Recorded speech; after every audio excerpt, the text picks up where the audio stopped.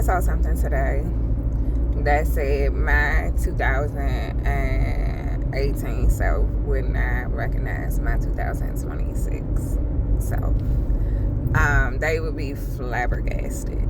And they would be absolutely flabbergasted. To how I see myself, to the things that I now know. Oh my goodness. Like, to even where my life is, like, they wouldn't believe it. Like, it would be like, yo. In 2028, I got my master's degree, you feel me? And I was looking into a PhD program. And really, like, I realized this, and this stuff blows me. Because if I'm proficient in the level of research and the skill sets to research, right? I could do research at any level. It's just, will you believe me? You get what I'm saying? Like, a lot of people feel like, oh, if you don't have the title, then the credibility of your skill sets is not there. And I'm here to tell you, I haven't been in academia for quite some time, like 20 fucking years. Maybe not that long, maybe like 19, but close enough, right? You'd be surprised at how many people with credentials behind their names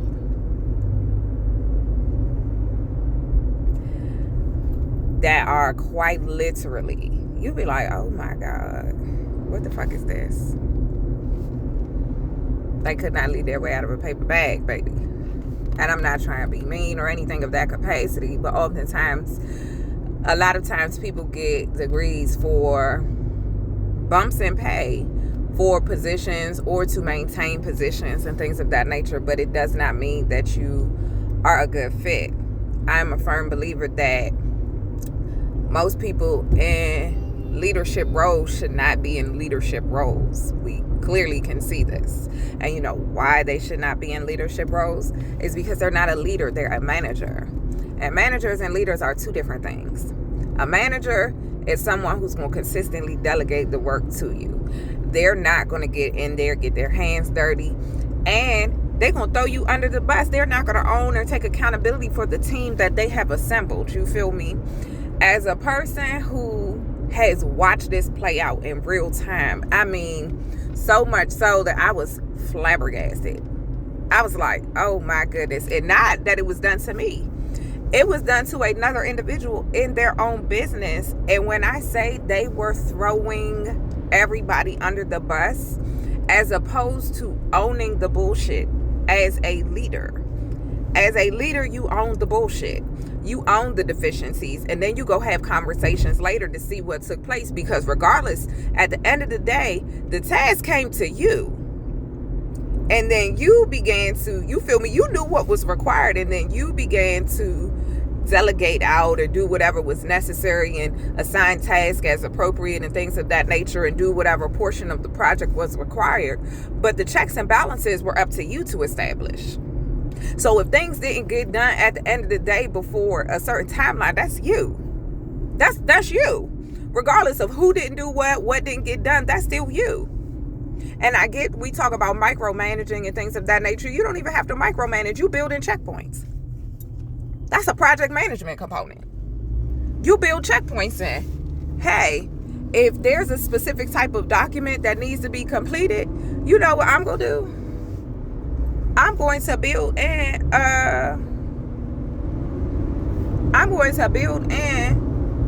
times where everybody has to review it.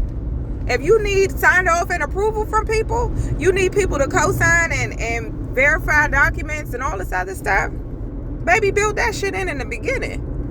When y'all are planning it, okay, we're going to have this done by this day. And if you feel me, if, for example, say it's 2 weeks out, like the deadline is 2 weeks out, you give everybody, say, 5 days to get the original document done, right? You add on additional 2 days for everybody to circulate, review the document, make any comments, edits, changes, things of that nature, right? Or comments for changes. So now we have 7 days. You give an additional 2 days for the edits to be done. because they shouldn't be that insurmountable, especially if you do track changes and shit like that. It really shouldn't be that insurmountable, right? So now we at 9 days, right? Then you do a final fucking review. And anything that needs to be adjusted and changed can be done during that review. That is a working session. And the final review can be done a day out. You feel me? Now you have essentially 3 days fucking to spare. So if shit fucking hits the fan, maybe say the vendor comes back, the client comes back, they need something additional, you can work that shit in without really, breaking your neck. So when I tell you, a lot of times when shit hits the fan or shit doesn't go well and things of that nature, it is a leader's responsibility to take ownership of the team that they have crafted and the processes that they have put in place. And if your leader is consistently throwing you under the bus, not taking accountability, baby, I got bad news for you. I got bad news for you. They are in the business of saving themselves. That is the quickest way to lose morality in an office place. Because one thing, a lot of times people don't realize how office morale is developed and built. One quickest way, throw your team under the bus. Quickest way. Throw them right on up under the bus. And you feel me? It's not even one of those type of scenarios. Like it's like, what they gonna do? Unless you have a history of not getting shit done, shit mistakes happen. You feel me? Own that shit. Things happen. It's not that serious. Take accountability. You go back and say, hey, y'all, what happened? This, that, and the third. But at the end of the day, you got to own it. Yeah, we had deadlines. I know I had to, I delegated some tasks out. But you feel me? I didn't circle back to you all in the way that I needed to. I didn't build in checkpoints. I didn't do X, Y, and Z to make certain that we could be efficient. Because when you take accountability, you know what that does? It forces other people to take accountability. It lets them know it's okay to take accountability because they see you taking accountability. They see you doing that. And so it encourages people to also do the same. It encourages them to own their bullshit. And people tend to function better when they see, oh, my manager gonna stand up for me. My leader is going to, they gonna put me on they gonna put me up on their shoulders. Absolutely. Absolutely. Because if this is a team environment, baby, we are only as strong as our weakest link. And the goal is to build you up. One, so that you can get up out of here. Because you're not supposed to stay here forever. And that's another thing. If you're in an environment where they are not promoting you, but yet you are training people, you are going above and beyond, but they are not promoting you, not because you are not good at, not because you lack the capabilities to advance, but because you're too good at your job, baby, you need to get the fuck out of there. And you need to get the fuck out of there quickly. And the reason you need to get the fuck out of there quickly is because they feel that it's easier to keep you, which is holding you back, than to quite literally train another person and give an opportunity to another person. And so you can vet that in your process, you feel me, your interview and onboarding process. You can vet how good is this person going to be. You can have a soft transfer so you can see, hey, is this going to work, and this, that, and the third. And then you can build in, maybe you give a 30-day between that soft transfer before you elevate the next person and things of that nature. And the next person can tell you, yeah, this person's they're not going to be a good fit. So the other candidates that you had on the back burner that you didn't move forward with, you have an easy opportunity to be like, okay, let's start reviewing if they're going to be feasible. You can build that shit in. 30-day contract. What y'all gonna do? And not to say that we don't trust you, but hey, I'm looking to facilitate a role based on X, Y, and Z. And if you unfortunately cannot do the job, I'm not going to, move forward and have these expectations on you when we've put you in a position where you are not going to be successful, regardless of the mediums and metrics that we put in place, regardless of the training and professional development that we put in place. Like, I be wanting to see people win. And sometimes they will, for example, I was in an environment, they hired this young lady and she was personable. I mean, great personality, but she did not have the skill sets. She had the connections on paper, did not have the skill sets. And they had so many expectations of her. And it was like, you knew coming in she didn't have the skill sets. We all said the same thing. Like, we all reviewed her. We all interviewed her. She didn't have the skill sets. We gave recommendations on what would probably be a better fit for her. But because y'all were looking at, for example, y'all are looking at networking opportunities. I don't know where I left off. I decided to do an exchange. So, but yeah,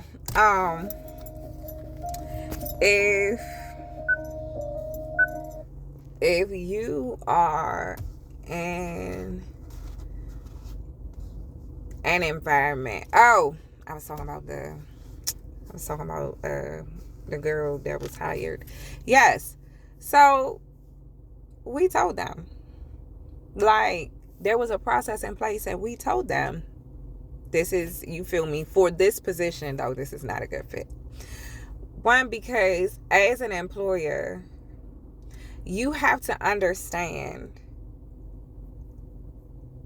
can this person functionally do the job? Do they align with the job? Are these trainable skills that are going to be easily translated? Do they have, the background that can adapt those skills? Or is it far-fetched? It was far-fetched. And when I say those are the standards that they held this young lady to, even knowing, they knew coming in, like, it was not a good fit. And it wasn't that she was a bad person. She was actually excellent. Very personable. Try to go above and beyond, but based on the knowledge base, there was a severe deficiency with the knowledge base. And so that, for me, you set her up for failure. Point blank, period. And sometimes that happens because they're so quick to want, like, they want certain things without really looking at the full scope of what's taking place. And when you don't look at the full scope, you oftentimes set yourself up.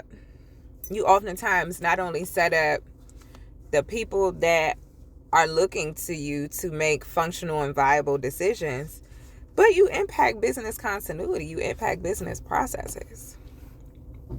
So I'll circle this back around. So when I say everybody does not make a good leader, everybody does not make a good leader. And one of the telltales of that is their decision-making process behind things. Like, what is your rationale? Your ability to own and accept accountability. Your ability to rise above bullshit, too. One thing, oh my goodness.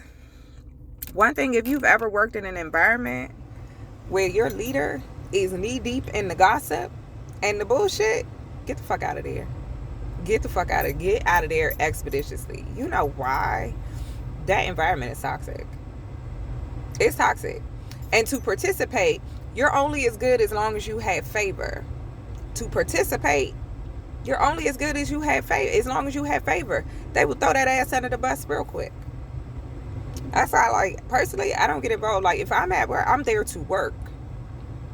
Like, I'm not there to make friends. And I'm a firm believer, if I have not seen you commit a crime, baby, we can't hang out. And even with that, people laugh, but nah, that means there's a disregard for certain things. You feel me? If I haven't seen you break some rules, I haven't seen, like, no.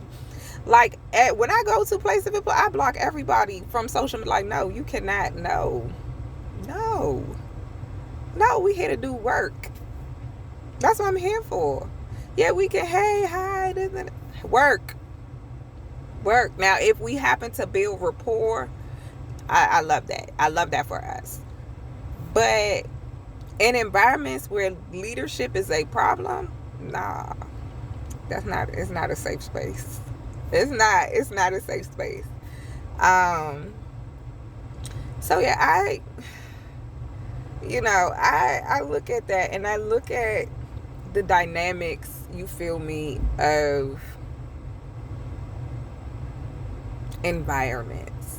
And I look how people present themselves, and I look at the things that they say, and I look at the evaluation system. And one thing about me, if an environment does not have a good work-life balance, you can count me out. You can count me out. Because I've done the 12, 13, 14-hour days when I was an 8-hour worker. Count me out. I've seen an organization, I'm not going to name the organization, but they bring trillions of dollars in their investment processes. They up there. Their business model works because they literally feed into their bottom tier. Meaning they put their resources and primary bulk of their revenue into their bottom tier. And in doing that, their bottom tier feels valued. They increase the psychological contract to the organization. So the likelihood of employee turnover, the likelihood of them, wanting morale being an issue and things of that nature is going to be low because they feel vested. They feel invested into. And a lot of people, when they're building structures, they're building organizations and things of that nature, they don't factor this in. They have a top-down, trickle-down approach as opposed to a bottom-up approach. And a bottom-up approach, because the bottom is your foundational components. Again, it's like your essential workers. I think I made a point about that in another video. They're the people that are your front line. They're standing up the bulk of your services. They're engaging in the bulk of your services. And so why wouldn't you put the bulk of your resources into, one, making certain they're happy? Because what did they say? Happy workers work harder. Which is crazy, but no, they do. Happy workers work harder. People who enjoy their environment work harder. They work harder. They feel valued. When there's positive work-life balance, they feel valued. Because they can love their environment, but if the work-life balance isn't there, at some point, the satisfaction is going to go down. So it has to be a balance across the board. Has to be a balance across the board. And I feel like that's common sense. Like a lot of people are saying, oh, we can't pay these people this, that, and the third. Pay them people. You make enough money. Pay them people. Like when you have your bonuses, the structure of your bonuses, when you have people who are already making exuberant amount of money and they're getting like bonuses that are like 15, 20%. And your foundational components that are establishing your contracts, that's doing your front line and things of that nature, they're making like 3 and 5% or increases. You get what I'm saying? Okay. You're not investing into the environment that is going to give you the most bang for your buck. Because you can't go hobnog and do all of that and schmooze if the work at the bottom does not get done. If those connections are not being established, maintained, and cultivated. I'll tell you what I know. And oftentimes, you know what often happens in an environment where people do not feel valued? Knowledge transfer tends to be an issue. Knowledge hoarding tends to be an issue. People begin to know processes because a lot of organizations do not do knowledge transfer well. Not only do they not do knowledge transfer well, they do not do change management well. They don't do knowledge legacy processes effectively, like at most organizations. Like that is a deficiency. You'll be surprised at how crippling it is for organizations when one person leaves because they had, especially if they were there for a long period of time, because they had a surplus of information that was not shared out. They were doing a process. This is the only person doing a process. When I say crippling, or you get in newer management who's not aware of all of the things that this person has access to, and then the person and new management get into conflict. Yeah. When I tell you, I can tell you stories about different things that quite literally will shut a whole office down for some time. What's another one? Let's go through another one. When you are in the process, and I made a video about this on Instagram under my business page. And so if anybody is over here, they're looking and they're like, oh, I'm trying to figure out who this person is. I am a conglomerate of all of my experiences. I just want to say that. Can I be professional? Absolutely. There's a time and a place. But I'm also me. I'm also exactly who I am. With big thoughts, big ideas, and big perspectives. I have a lot of experience in various realms of life. And I bring all of that to the table in regardless of whatever environment I go to, because my personal skill sets, my personal development and experiences absolutely translate very well into the professional space, because it's one of those things of treat people very well. Customer service based, client management is very heavy for me. And I tend to do very well in client management because I treat people the way I want to be treated. And I want to be treated very well when I go. If I'm going to spend my money, I want to be treated well. I want the customer service to speak for itself. And so that is the way that I engage with people, regardless of the job that I am doing. If I'm a waitress, if I was a financial aid counselor, I was a bursar, you feel me? Project manager, like engagement, client management, all of that, yeah. Tech writer, you're going to get a certain level of professionalism in customer engagement and customer management, a standard that I'm very handhold, soft touch type person. I want to make certain you have a good experience. Even if there's something we can't do for you, there's something that I can't do, there's a no in there, I still want you to have a positive experience, because I want you to come back. But anyway, I digress, right? So let's talk about this. As an individual who has sat in quite a few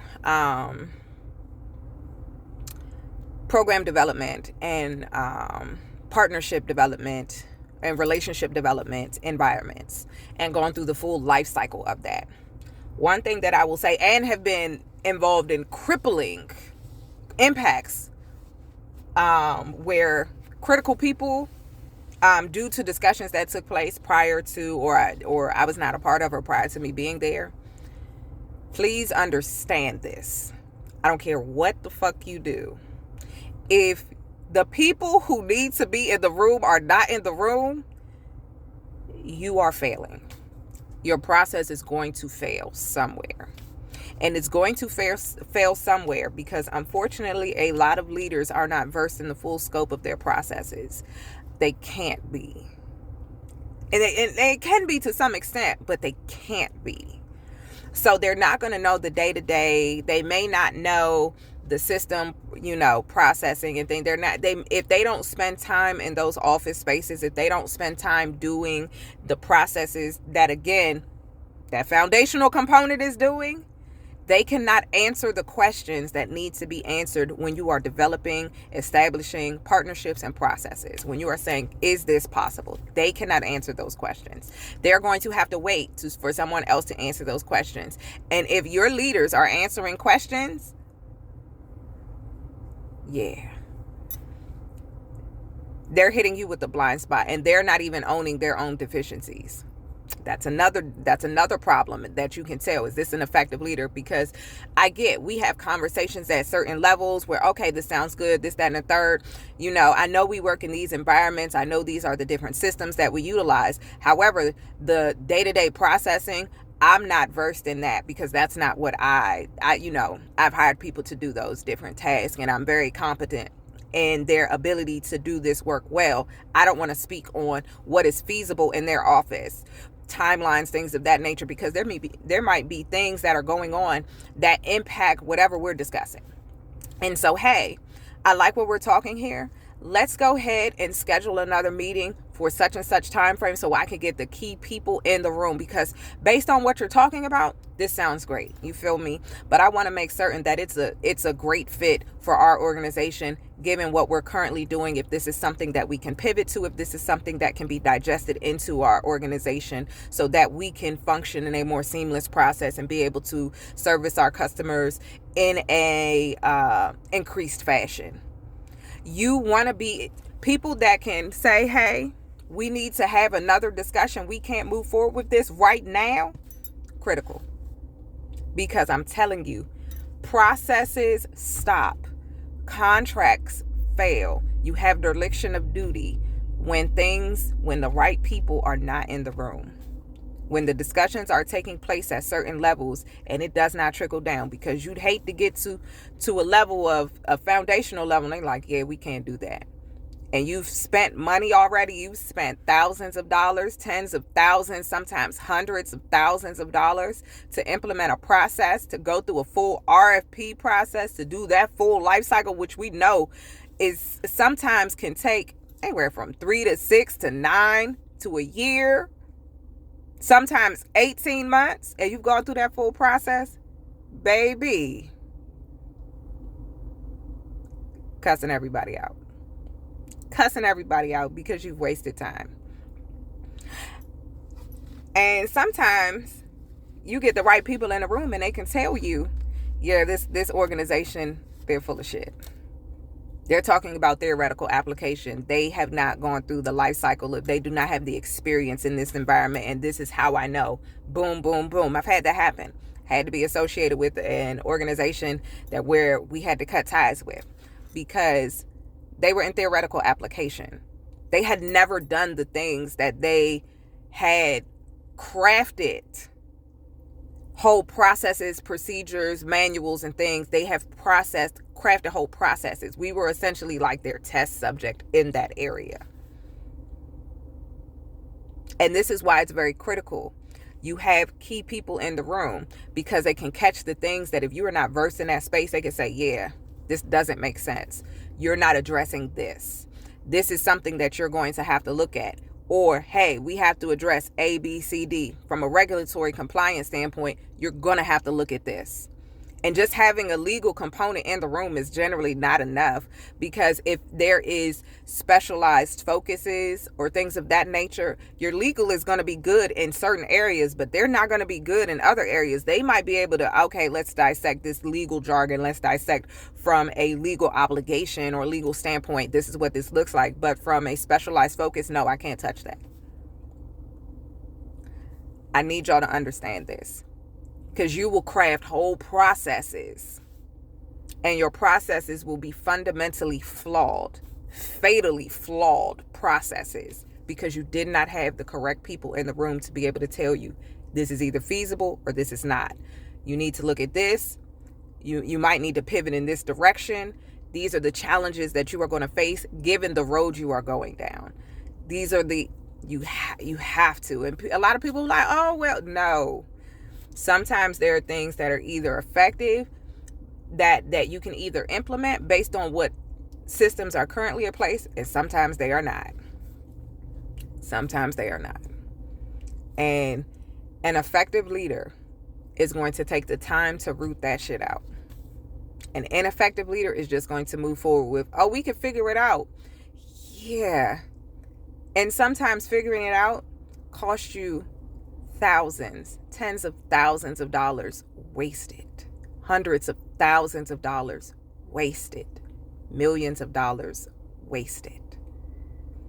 And from a fiscally responsible standpoint, as an enterprise, as a business, that does not look good. That does not look good to investors. That does not look good to board of directors. That does not look good to your stakeholders. That does not look like you are effectively managing an environment properly.